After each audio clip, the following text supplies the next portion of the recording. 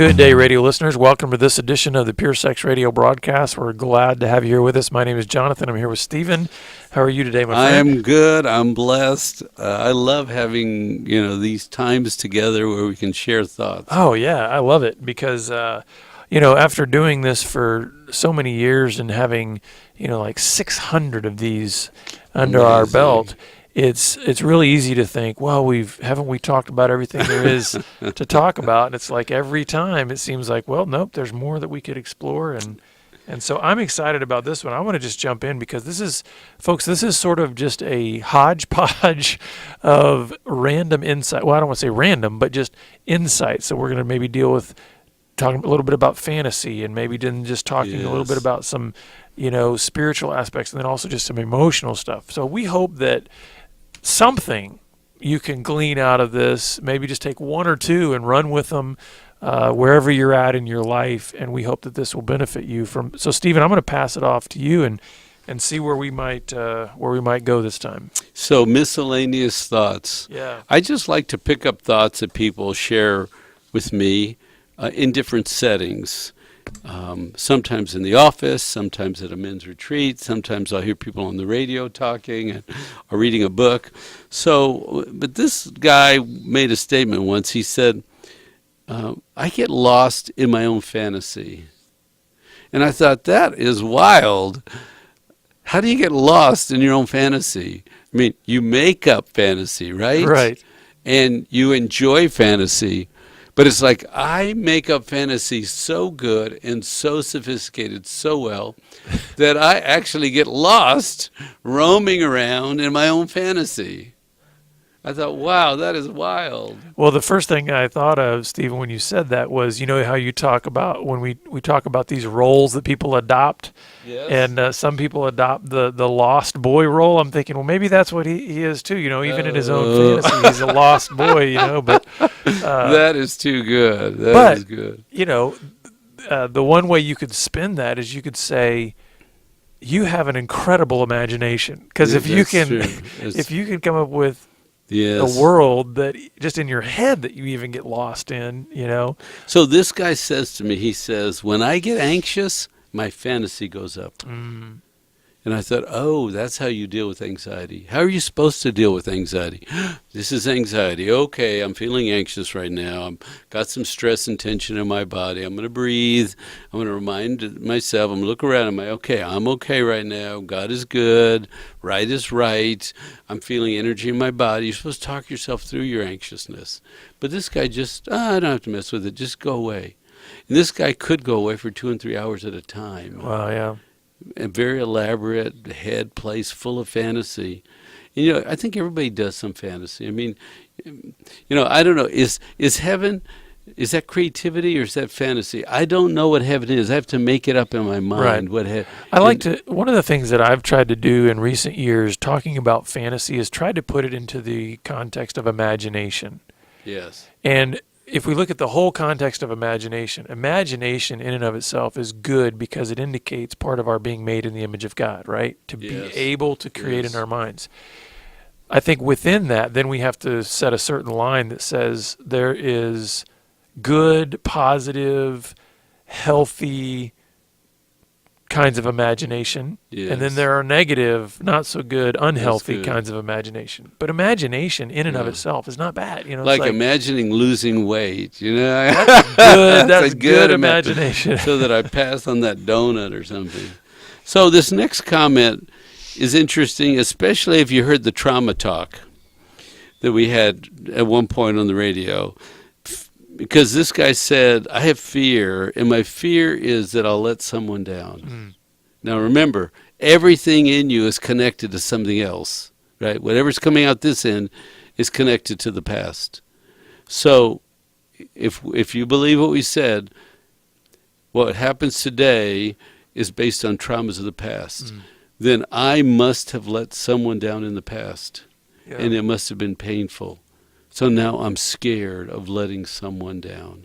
Either that or maybe I had witnessed, somebody very close to me having let somebody down or let me down or, just any kinds of ways in which that played out in terms of that connection. But impacting you. Impacting, so that's I mean, that's a fear. You might let some people down. Well, let's see, that's a reality. We're all going to let each other down, Yeah. right? That's right. But there's a difference between acknowledging that as a real emotion and a fear and letting that basically, in this guy's case, paralyze you into anxiety that causes you to want to escape reality. Yes. That's when it becomes very unhealthy. You know, it's Yeah, like, and if you put these together, I want to go to fantasy, because if I do something, I might let you down. You might be Yeah. disappointed. I can't have anybody disappointed. That's too heavy, you know. So this other guy says to me, it's really weird because two guys said something about being alone, and they were opposite. One guy said, alone is really a struggle for me. It scares me when I'm alone. And another guy said, I love being alone.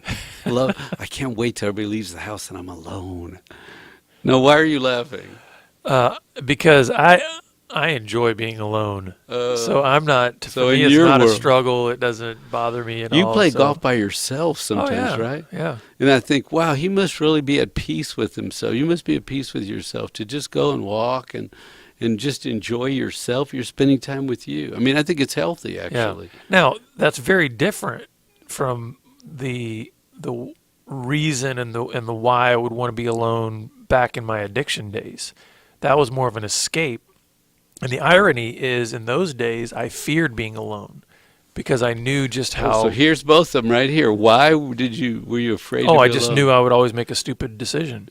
I always knew where You aloneness would end up You for couldn't me. trust yourself. I was had no control. Think of it this way. You know, maybe this is a way we can help our listeners understand when we talk about a person being either emotionally safe or unsafe. Mm-hmm. Anybody who's got an addiction is an emotionally unsafe person, right? Right. Have you ever thought that emotional unsafety applies to them being unsafe for themselves as well? So, for instance, I wasn't only emotionally unsafe for other people, I was emotionally unsafe for myself. So to Wow. get alone by myself, I was going to do something destructive. As I've gone through recovery and there's been a lot of growth, my ability to be okay with being alone now has to do with the rest that I have in my identity, and that I'm no longer striving to prove myself. I don't have to present myself as something I'm not. There's just a lot of peace. And so therefore now my aloneness, I go, hey, I don't feel threatened by my aloneness to think that I'm going to go do something stupid. But you also you don't have to be around people. No, I'm an introvert. Yeah. Well, but I mean, you don't have to perform. You don't have to look Right, good. right. You don't have to say the right things. You know, some people will say relationships are really exhausting because they're you know, you gotta get in the rhythm and you got to do your part. You got to say smart things. Yeah, and so I feel I kind of recharge in aloneness, and so that's one of the reasons why I think. And what does that mean? How do you recharge in aloneness?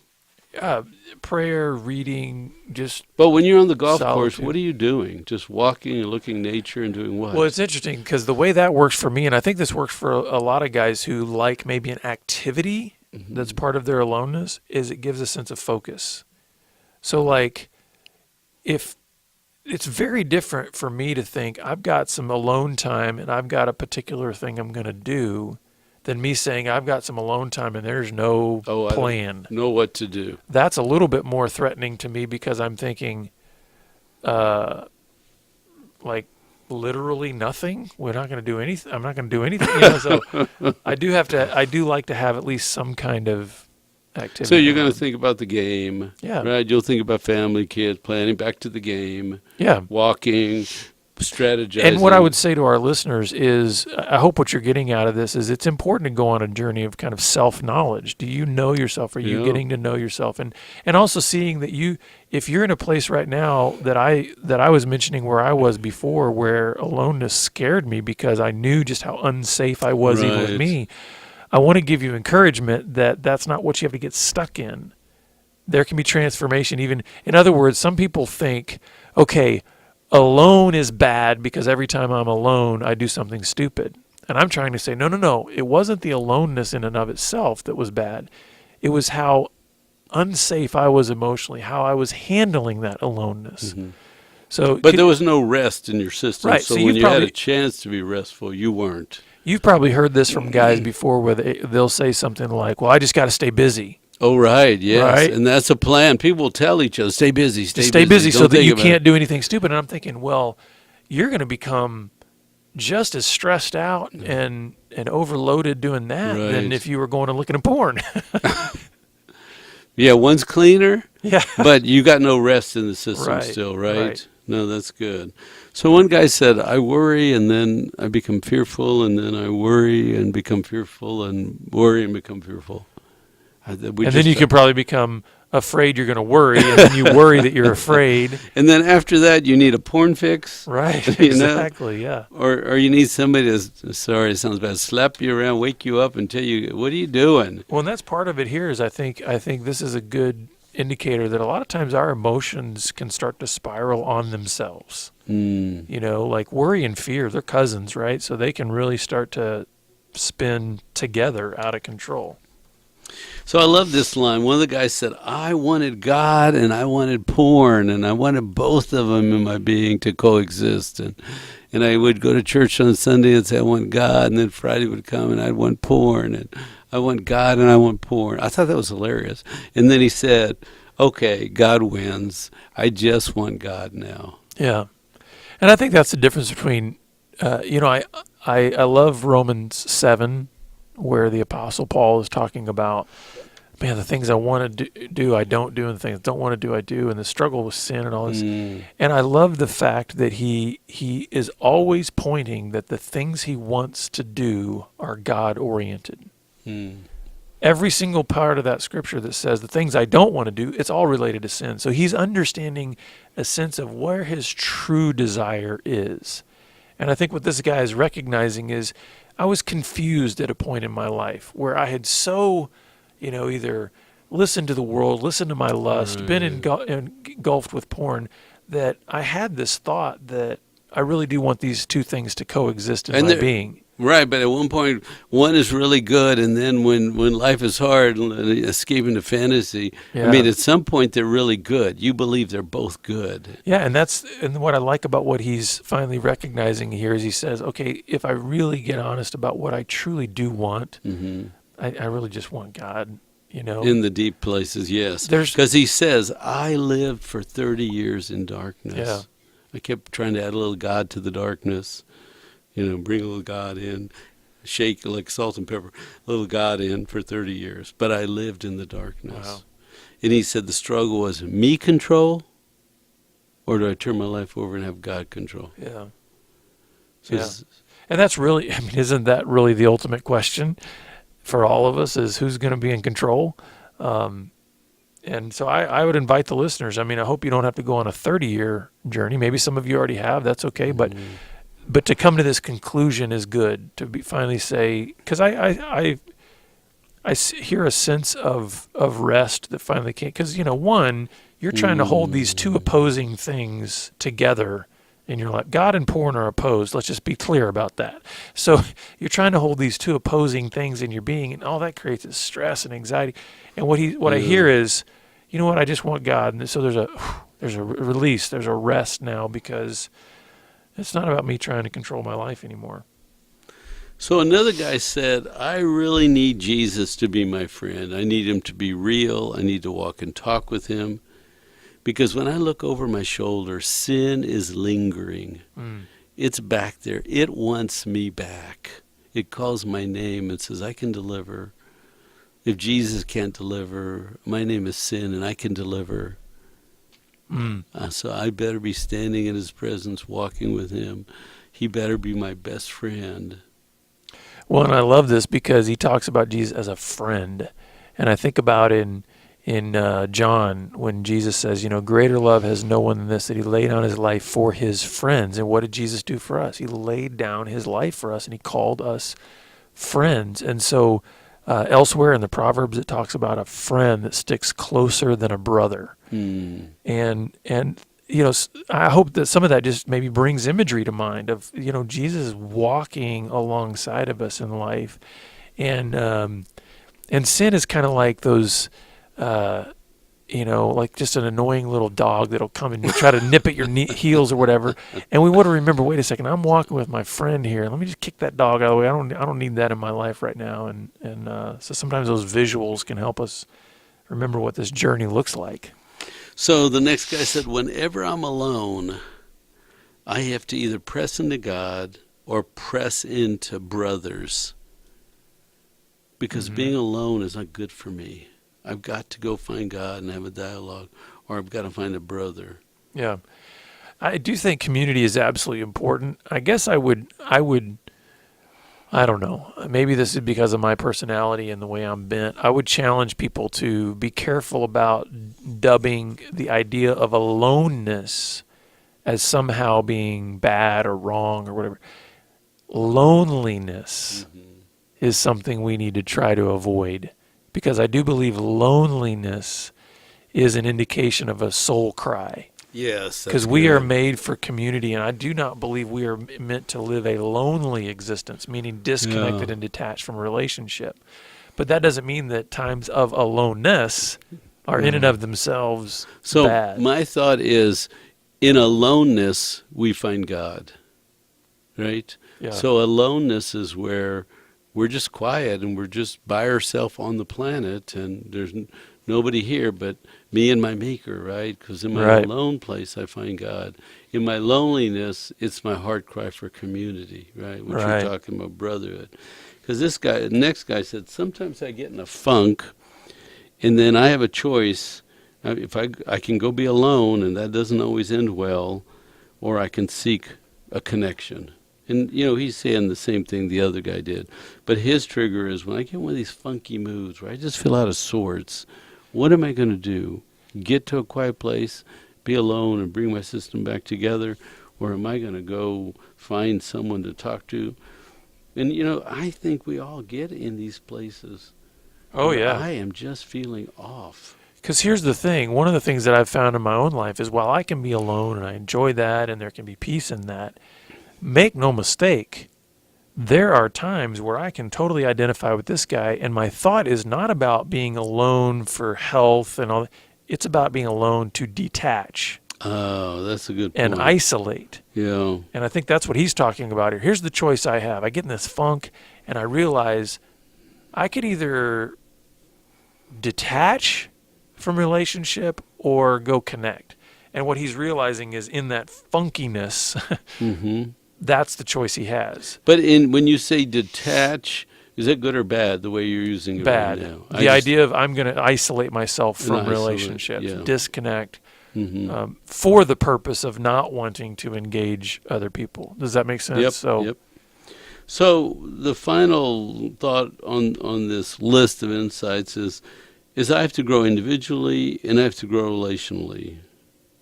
And I even have to grow in my ability to sit quietly. We're doing the alone talk, right? Not the lonely. Sit quietly, recognize that you're alone on this planet, nobody else like you. And in the alone place, you can quiet yourself, find rest, pray, be still, mature yourself. Yeah, I think of this healthy aloneness. I often refer to it as solitude. The idea of exactly these kinds of things, just stillness, praying. And I have to admit, it's a challenge for me. It's a challenge, I think, in our culture, because it's hard to, for one thing, just even find quiet places. Yes. And then I think we are so prone to activity, whether it be us physically moving and doing something, or we've got a screen in our face that's constantly moving and doing something. Yes. That just the idea of stillness is a foreign concept in our culture. That's good. But it's so valuable to this idea of peace and rest in your soul, and really being able to, I think, be reaffirmed of your identity and knowing who you are in the presence of God. And think about what he just said. If you sit quietly in aloneness and have a dialogue with your maker, you're going to get renewed and refreshed, and you're going to be rested, restful. And you're going to get that in a way that is uniquely different from the kind of connection you can have in a group or in a church service or something like that. And we need both. And I think, because they are different experiences. we absolutely need to be in the context of other people that know our story and that we can confess our sins to and worship together and all that. We need that corporate experience. But we also need this silent, right. alone experience, and they're just different, but we need both of them. It's interesting because you don't hear many talks on, let's just talk about aloneness and the power of aloneness, Yeah. or rest. Let's just talk about how restorative rest is and how Mm-hmm. important rest is to your soul. So this other list of comments that I gathered, there's a little bit of overlap, but think about somebody saying this, I'm not an emotional person. You probably roll your eyes anytime somebody says that at you, right? Well, I don't know how you are. How do you not be? How do you just be logic? You don't feel. You're not sad. You don't grieve. You don't hurt. You don't want. You just logic everything. You know. I would imagine that the person who says this is one who has learned how to control their expressions of emotion. Yeah. Meaning they're kind of flat in terms of maybe don't produce tears, they don't, have a belly laugh, just those Yeah. types of things. And how do you think they respond when an emotional person shows up? I can't imagine that they're moving toward them. No, they have a little name tag that says I'm not emotional. So why are you talking to me? Yeah. You're emotional and I am not emotional. Don't talk to me. Because the next line is pretty close to the first one. I'm emotionless. I'm emotionless. That's how I'm going to go through life. Remember we said about trauma. You are so scared of emotions of your past that you decided to be emotionless. What I hear in these too is it sounds almost like these might be individuals that would almost wear this proudly as a badge that's saying, "Hey, see, I don't have emotion. I'm really mature because I don't have emotion." And yet it's kind of sad, isn't it? Because if they are emotionless or not an emotional person, they're missing out on really maybe one of the largest parts of being human is emotion. All the flavoring that comes with, yes. So this is a cousin to the first two. You can almost hear this one. I don't want an emotional relationship. You can hear a husband saying that's been damaged. Right. And remember we said the outcome is based on the trauma of the past. What kind of parents you think this guy had? He says, I don't want an emotional relationship. There must have been so much emotions going back and forth. Mom must have been crying and loud. Dad was loud and ugly, and there was just emotions everywhere. So how I'm going to live life? I'm going to have a relationship without emotions, and then we're going to be happy. Yeah. And the interesting thing is if you tie this into so much of what we do in our ministry, you see men especially that we deal with pursuing this through what? Pornography, just illicit random sex, all these other kinds of things that are absolutely not an emotional relationship, not emotional. And where does that leave them? Are they really satisfied in life through their emotionless existence? No. It's like it gets worse and worse and worse. And so I would say it's worth the risk to engage in emotional relationships and begin to engage your emotions because otherwise you're just missing out on a whole big piece of life. So the dialogue continues. If somebody gets emotional, I avoid and I ignore. Mm. Now, what kind of husband is this? His wife's crying if she's hurting, And I've heard people say, well, she was all upset, so I just thought she wanted to be alone. I just left her alone. She was sad, but I knew she'd get over it, so I didn't want to get in the way. I left her alone. Yeah, I think I can hear the ladies through the microphones here screaming and saying, "You fool, that's not at all what I was thinking." Right? Because that's the last thing. Now, I'm not saying that the husband at that point is then to try to bring solutions. That's that's also foolish, right? But to be available, to be engaged, to be present is so important. And I have to admit, let me just, be brutally honest. I have to admit, I've not always hit home runs on this one. I've had plenty of times, because of my tendency to be introverted and even also struggle with the idea of highly emotional expressions. Sometimes I've had the tendency to pull back and go, "Whoa, okay, we kind of just hit my line where I'm like, that's overwhelming to me," and so that's one that I've had to work on, and it's not always easy because in order to engage somebody when they're at a place of emotional turmoil of whatever degree, it means a part of you has to connect with them. Well, guess what part has to connect? Your emotions. You have to, there has to be, even if there's not empathy, you have to bring sympathy in the sense of, okay, I may not be able to relate to you as if I were in your shoes, but in order to be present, I have to extend a sympathetic gesture. Say something emotional. Sympathy is good. When in doubt, be sympathetic. That's good. Because let's assume this is just one person with all these points. It just makes it easier. So when my wife talks, I just shut down. She gets all emotional. She's got all these problems. She's got all stressed. I just shut down. I know she's overwhelmed. I don't want to make it worse, so I just shut down. Well, that just makes it escalate, right? She goes, why am I even talking to you?